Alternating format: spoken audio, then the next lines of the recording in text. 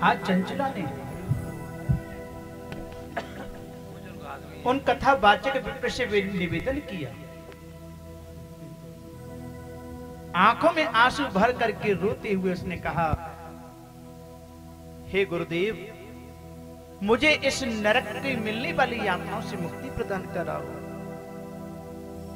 पंडित जी ने कहा, पश्चाताप पाप कृताम पापानां निष्कृतिर्परा सर्वेषां वर्णितं सदृशी सर्व पाप विशोधनम्।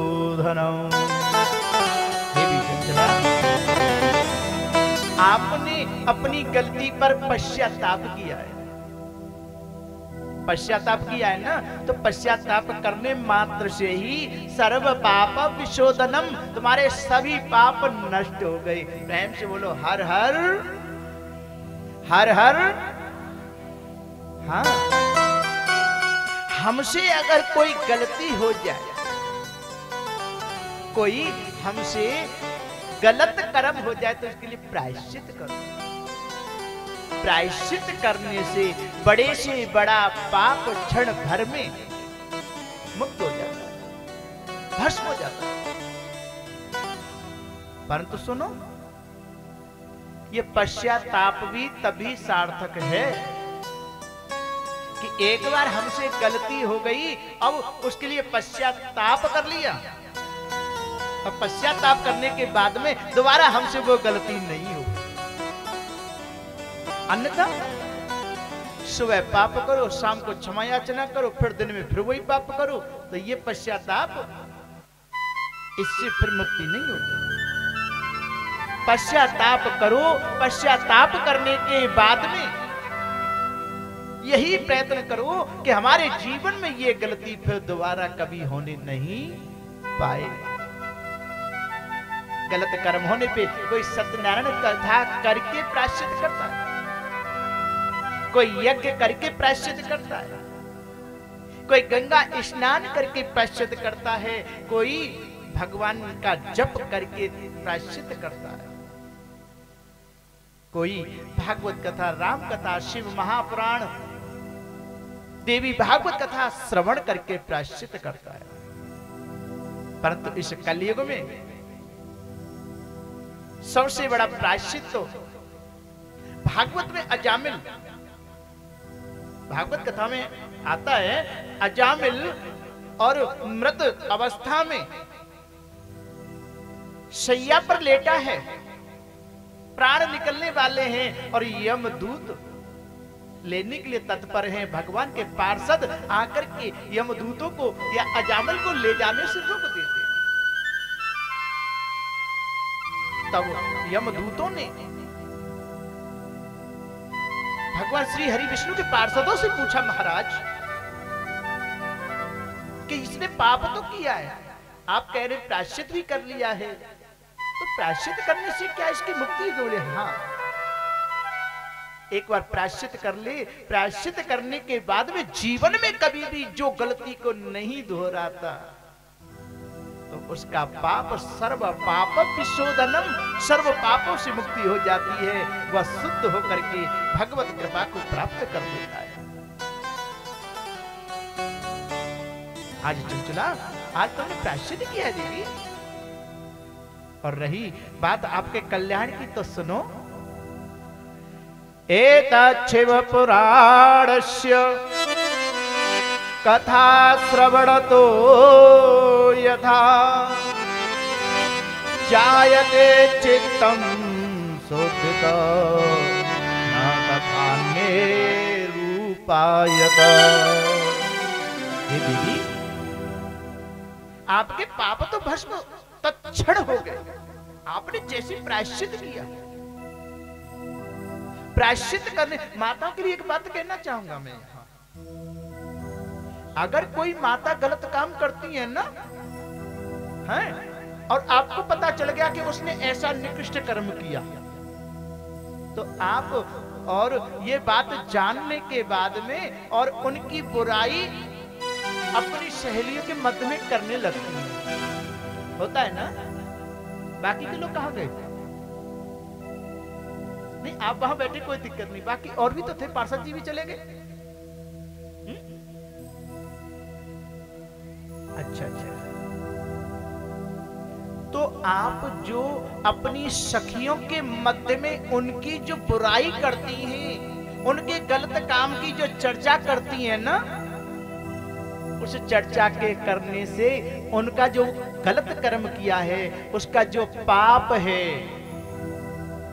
वह पाप उसकी चर्चा करने मात्र से आपको प्राप्त हो जाता है, आपको मिल जाता है। वो तो फ्री हो गई, वो तो फ्री हो गई। और जो उसके पाप की चर्चा करते हैं, उसका परिणाम उन्हें भोगना पड़ता है। एक कथा आती है,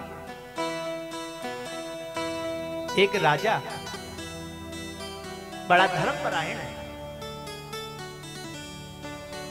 और वह राजा इतना धर्मपरायण, नित्य प्रति यज्ञ करता है, पूजा पाठ करता है, मछलियों के लिए आटे की गोली डालता है, चींटियों के लिए आटा डालता है, जीव जंतुओं के लिए आहार की व्यवस्था करना, धर्मपरायण इतना।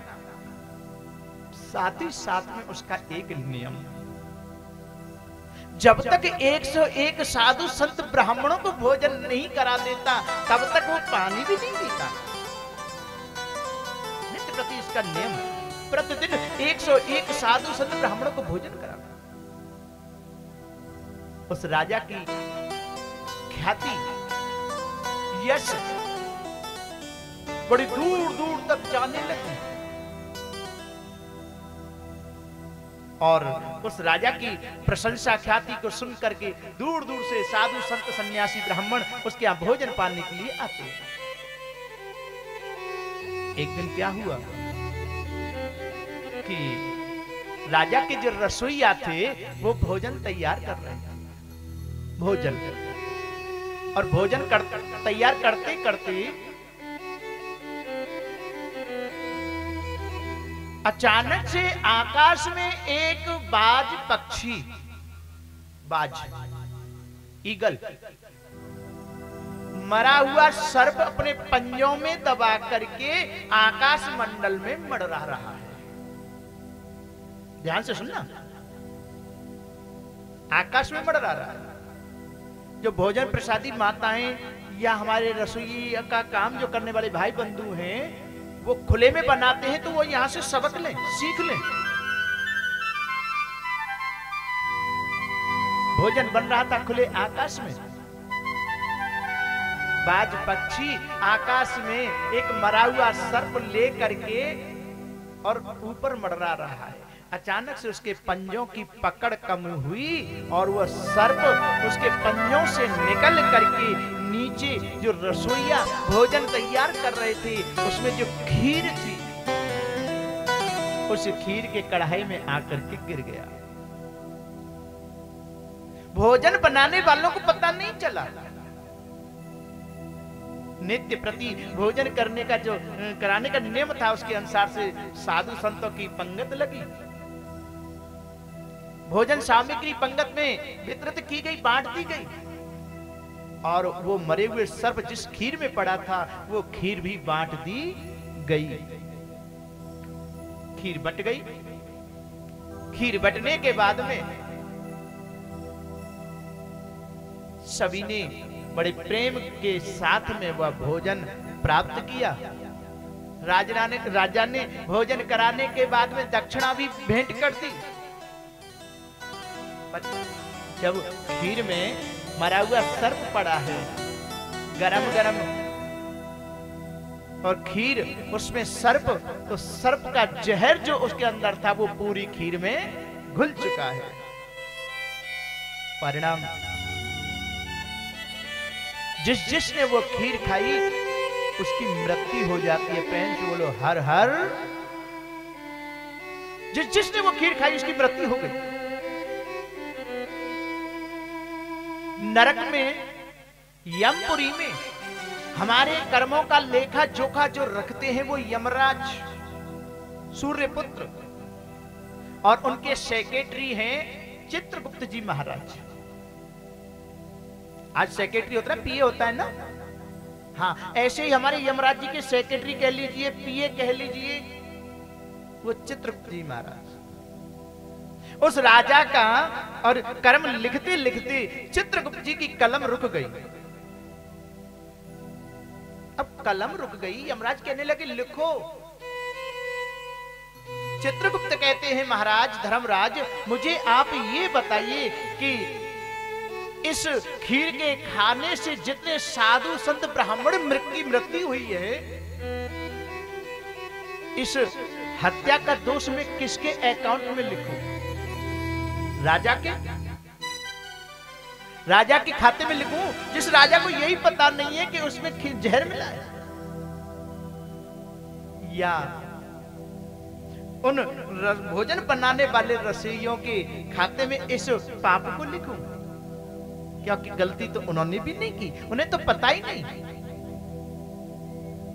या मैं इस पाप का जो कर्म है, इस कर्म का लेखा जोखा मैं उस बाज पक्षी के भाग्य में लिखूं? अगर बाज के भाग्य में लिखता हूं तो भाई बाज का तो काम ही सर्पों का भक्षण करना है। मेरी कलम इसलिए रुक गई कि इस कर्म का लेख राजा के भाग्य में लिखूं, या रसोइयाओं के लेख में लिखूं, या उस बाज के लेख में लिखूं? दोषी तीनों में से कोई नहीं है।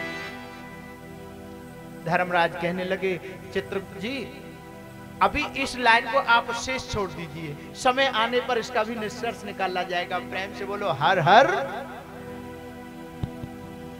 वह पाप अभी तीनों में से किसी के खाते में नहीं लिखा गया। इधर राजा की चारों तरफ निंदा होने लगी। अरे राजा तो बड़ा धर्मात्मा बनता था, आज तो उसने खीर में जहर दे करके साधु संतों को मार दिया। धीरे धीरे समय ऐसा परिवर्तन लिया कि राजा के यहां बुलाने पर भी कोई साधु संत ब्राह्मण भोजन करने को नहीं आता, भोजन करने नहीं आता। अचानक से कोई संतों की टोली, संत जिस पे कृपा कर दे ना, संत जिस पर कृपा कर दे उसके भाग्य को बदल देते हैं। इसलिए हमेशा संतों का संग करने के लिए हमारे वेद शास्त्र पुराण बार बार निवेदन करते हैं। संतों ने प्रवेश किया अजामिल के जीवन में, संतों ने अजामिल के जीवन में प्रवेश किया तो अजामिल जैसे डाकू को बिना भगवान की भक्ति के ही भगवान की प्राप्ति करा दी। प्रेम से बोलो हर हर महादेव। हाँ? जंत हमारे जीवन में जब प्रवेश करता है ना, तो हमारे जीवन में बदलाव जरूर लाता है। आज एक संतों की टोली उस राजा के और राज्य में होकर के निकल के जा रही है। संध्या काल का समय हुआ, शाम का। संतों ने उसी राज्य में रुकने का निश्चय कर लिया। संतों ने निश्चय कर लिया तो किसी के घर पर रुकने के बारे में विचार करके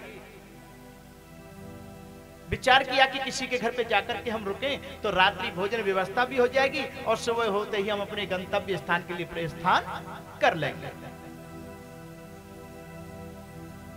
उन संतों में से एक संत ने कहा कि महाराज, अपने महंत से मठाधीश से कहा, संतों में से एक महात्मा ने, कि गुरुजी मैंने सुना है कि इस देश का जो राजा है ना बड़ा धर्मपरायण था,